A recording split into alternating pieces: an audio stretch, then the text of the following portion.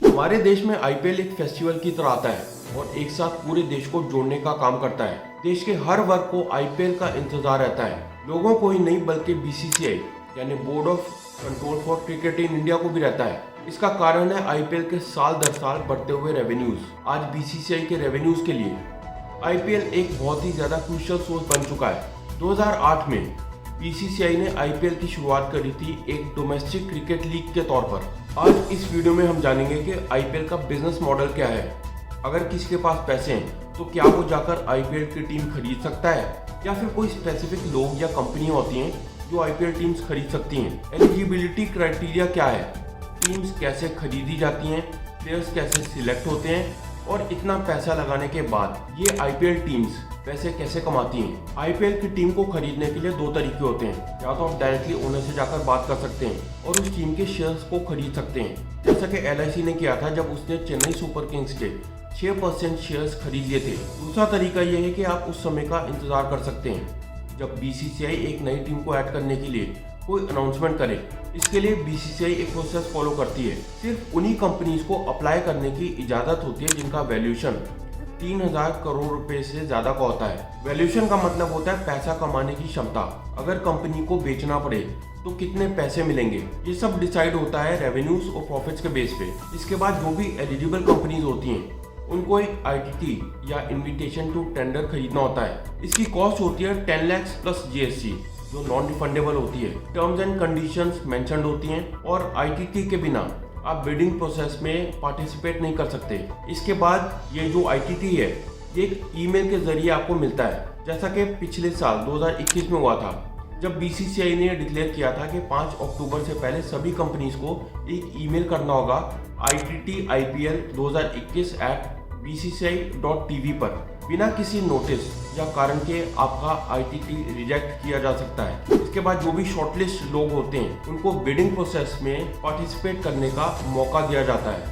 नई टीम की बिडिंग के लिए एक बेस प्राइस डिसाइड होता है जो 1700 से 1900 करोड़ के बीच में होता है। इसका मतलब है कि इससे नीचे कोई भी नई टीम नहीं बिकेगी। जिसकी ज्यादा बोली होती है टीम उसकी हो जाती है, जैसा कि इस बार के आईपीएल में हुआ। लखनऊ की टीम 7000 करोड़ में बिकी और अहमदाबाद की टीम 5600 करोड़ में। हमें प्लेयर्स खरीदने होते हैं। कौन से प्लेयर्स पर बिडिंग होगी, इसके लिए प्लेयर्स को भी अपने आप को रजिस्टर करना होता है। अगर मैं क्रिकेट खेलता हूँ तो क्या मैं अपने आप को रजिस्टर कर सकता हूँ? ऐसा नहीं है। 3 तरीकों से प्लेयर्स अपने आप को रजिस्टर कर सकते हैं। सबसे पहले कैप्ड प्लेयर्स, ये वो प्लेयर्स होते हैं जिन्होंने अपनी जिंदगी में कम से कम एक मैच टीम इंडिया से खेला हो। दूसरे होते हैं इंटरनेशनल प्लेयर्स और तीसरे होते हैं अनकैप्ड प्लेयर्स। ये वो होते हैं जिनको स्टेट एसोसिएशंस अपनी स्टेट से सिलेक्ट करके भेजती हैं। इसका एक एग्जांपल है हार्दिक पांड्या। इस तरह से 1100 से 1500 प्लेयर्स का एक पूल तैयार होता है जिसमें से 500 से 600 प्लेयर्स शॉर्टलिस्ट करके आगे भेजे जाते हैं। जब एक किसान मंडी में जाता है अपने अनाज की बोली लगवाने, तो ये जो बोली लगाने वाले होते हैं ये आपस में मिल जाते हैं और इससे किसान को बहुत ज्यादा नुकसान होता है। वो एमएसपी की डिमांड करता है। अब ऐसा कुछ आईपीएल में ना हो, कहीं सब लोग मिलकर रोहित शर्मा को 20 लाख में ना खरीद लें और उसे टर्न लगाकर खिलाते रहें। तो इससे बचने के लिए ये जो प्लेयर्स होते हैं ये जब अपने आप को रजिस्टर करते हैं तो एक बेस प्राइस सेट कर लेते हैं। ये बेस प्राइस 20 लाख से 2 करोड़ के बीच में होता है। इसके बाद पूरे प्रोसेस पर प्लेयर्स का कोई कंट्रोल नहीं रहता। अब कोई एक टीम पैसे के दम पर टॉप प्लेयर्स को लेकर वर्ल्ड 11 ना बना ले और आईपीएल का मजाक खराब ना हो जाए, इसके लिए आईपीएल ने कुछ रूल्स बनाए हैं। जैसे कोई भी टीम 18 से कम और 25 से ज्यादा प्लेयर्स को सिलेक्ट नहीं कर सकती। दूसरा कि किसी भी टीम में 8 से ज्यादा इंटरनेशनल प्लेयर्स नहीं हो सकते। और तीसरा कि हर टीम को एक लिमिटेड अमाउंट दिया जाएगा जिसे पर्स कहा जाता है। ये अमाउंट होगा 90 करोड़ रुपए का। इसी अमाउंट में हर टीम को 18 से 25 प्लेयर्स की टीम बनानी होगी। सबसे पहले बिडिंग होती है मार्की प्लेयर्स की। ये वो प्लेयर्स होते हैं जिनका बेस प्राइस 2 करोड़ होता है। इसके बाद ग्रुप्स पर बिडिंग होती है, जैसे बैट्समैन ग्रुप और उसके बाद फिर बॉलर्स ग्रुप। प्लेयर्स के सिलेक्शन के लिए सभी टीम्स डाटा साइंस का इस्तेमाल करते हैं। कौन सा प्लेयर हार्ड हिटिंग है, कौन सा प्लेयर मैच विनिंग है, इसके लिए ये जो टीम्स हैं ये डाटा साइंस, एनालिटिक्स और एक्सपर्ट्स को हायर करती हैं। ये सारा बिडिंग का प्रोसेस कंट्रोल वे में होता है। जिन प्लेयर्स का बेस प्राइस 20 लाख से 1 करोड़ का होता है उनको सिलेक्ट करने के लिए जो बिडिंग होती है वो 5 लाख से इंक्रीज होती है और जिन प्लेयर्स का बेस प्राइस 1 करोड़ से 2 करोड़ के बीच में होता है, जो बिडिंग होती है वो 10 लाख से इंक्रीज होती है। हर साल एक मिनी ऑक्शन होता है जिसमें सभी टीम्स यूजलेस प्लेयर्स को रिलीज कर सकते हैं। उसके बाद एक ऑक्शन होता है इन प्लेयर्स और नए प्लेयर्स के बीच में। हर 3 साल में एक मेगा ऑक्शन होता है जिसमें सभी टीम्स 4 प्लेयर्स को रिटेन कर सकते हैं और बाकी के प्लेयर्स को रिलीज करना पड़ता है। किसी भी आईपीएल टीम के बहुत ज़्यादा एक्सपेंसेस होते हैं जैसे team fees, players fees, support staff, operational cost, admin cost, hotel and flight tickets. इसके बाद जो पैसे टीम कमाती है उसमें से 20% बीसीसीआई को देती है। 20 करोड़ रुपए विनिंग टीम को मिलते हैं। ये जो आईपीएल का बिजनेस मॉडल है ये बहुत ज़्यादा डिफरेंट है। कोई भी टीम इस 20 करोड़ की प्राइज मनी के सहारे नहीं रहती। तो आखिर ये आईपीएल की टीम्स पैसे कैसे कमाती हैं? Broadcasting rights. जिस चैनल के पास ब्रॉडकास्टिंग राइट्स होते हैं सिर्फ वही आईपीएल के मैचेस को दिखा सकता है। 2008 से 2017 के बीच में सोनी ने आईपीएल के ब्रॉडकास्टिंग राइट्स को 8,200 करोड़ में खरीदा था। इसके बाद दोबारा से बिडिंग हुई और 2018 से 2022 के ये जो राइट्स हैं इनको स्टार स्पोर्ट्स ने 16,347 करोड़ रुपए में खरीद लिया। ये जितना भी पैसा होता है ब्रॉडकास्टिंग राइट्स का ये बीसीसीआई और आईपीएल टीम्स के बीच में 50-50% से शेयर होता है। इससे पहले ये 20 और 80% से शेयर हुआ करता था। आखिर इतनी बड़ी ब्रॉडकास्टिंग राइट्स की फीस की वजह क्या है? इसकी वजह यह है कि आईपीएल को दुनिया भर में देखा जाता है।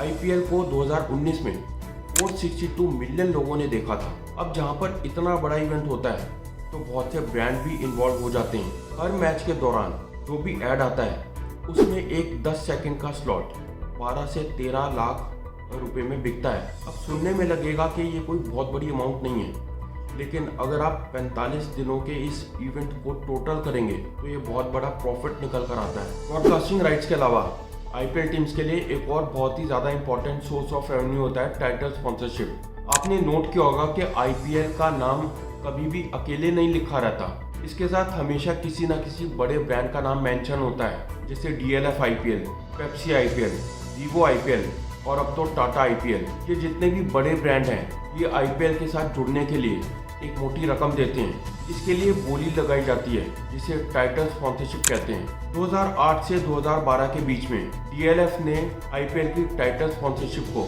200 करोड़ रुपए देकर खरीदा था। इसके अगले 3 सालों में पेप्सी ने 396 करोड़ रुपए देकर ये टाइटल स्पॉन्सरशिप खरीदी। 2018 से 2022 के बीच में वीवो ने 2200 करोड़ में ये टाइटल स्पॉन्सरशिप खरीदी थी, लेकिन उस समय इंडिया और चाइना के बीच में बढ़ते हुए कॉन्फ्लिक्ट की वजह से वीवो को टाटा से रिप्लेस कर दिया गया था 300 करोड़ रुपए पर ईयर के हिसाब से। ये जितना भी रेवेन्यू इकट्ठा होता है ये सारा बीसीसीआई और आईपीएल टीम्स में शेयर होता है। 60% बीसीसीआई को जाता है और बाकी का 40% आईपीएल टीम्स को। होम टीम डिसाइड करती है कि मैच की टिकट का प्राइस क्या होगा। ऑन एन एवरेज 5 करोड़ की टिकटें बेची जाती हैं। इसमें से 80% टीम को जाता है और बाकी का 20% उस पर्टिकुलर ग्राउंड एसोसिएशन को। हर टीम की टी शर्ट पे ब्रांड्स के लोगोज होते हैं। ब्रांड्स इन एंडोर्समेंट्स के लिए एक फीस देते हैं। इसके अलावा boundary ropes, bats, helmets, wicket या फिर अंपायर की टी शर्ट्स, इन सब चीज़ों पे जो भी लिखा होता है उसका सारा पैसा टीम्स को जाता है। टीम ओनर्स अपने प्लेयर्स से दूसरी कंपनीज की एड्स भी कराते हैं। जो भी एड्स टीम की जर्सी पहनकर प्लेयर्स करते हैं उसका सारा पैसा टीम ओनर्स को जाता है। टीम ओनर्स के अपने भी ब्रांड और प्रमोशन होते हैं जो वो अपने ही प्लेयर्स से करवा लेते हैं। जैसे जियो का दन दनादन वाला एड। हर टीम की एक मर्चेंडाइज होती है जैसे टी शर्ट्स, किट्स, कप्स और कई और दूसरे प्रोडक्ट्स जो पूरे देश भर में बिकते हैं और इसका सारा पैसा भी टीम ओनर्स को जाता है। आईपीएल की विनिंग अमाउंट 20 करोड़ की होती है। रनर अप को 12.5 करोड़ रुपए मिलते हैं। इस अमाउंट में से 50% टीम ओनर को जाता है और बाकी का 50% प्लेयर्स में डिस्ट्रीब्यूट होता है। टीम ओनर्स चाहते हैं कि उनकी टीम कम से कम टॉप 4 में क्वालिफाई करे, क्योंकि जब ये 4 टीम्स क्वालिफाई करती हैं तो बाकी जो पूरे देश भर में बिकते हैं और इसका सारा पैसा भी टीम ओनर्स को जाता है। आईपीएल की विनिंग अमाउंट 20 करोड़ की होती है। टीम टॉप पर पहुंचती है तो उसकी ब्रांड वैल्यू बढ़ जाती है। उसे दूसरी टीम्स के कंपैरिजन में ज्यादा पैसे मिलते हैं। चेन्नई सुपर किंग्स को एक ऐड के लिए किंग्स 11 पंजाब से ज्यादा पैसे मिलते हैं। टॉप 4 टीम्स को चैंपियंस ट्रॉफी में जाने का भी एक मौका मिलता है। अब जो प्रॉफिट आईपीएल तक रहता है वो और भी ज्यादा बढ़ जाता है। कोविड पैंडेमिक के बावजूद फाइनेंशियल ईयर 2021 में आईपीएल की मदद से बीसीसीआई ने 1522 करोड़ रुपए कमाए थे। अब ऐसे ही बढ़ते हुए रेवेन्यूज की वजह से बीसीसीआई आज वर्ल्ड्स रिचेस्ट कंट्रोल बोर्ड है।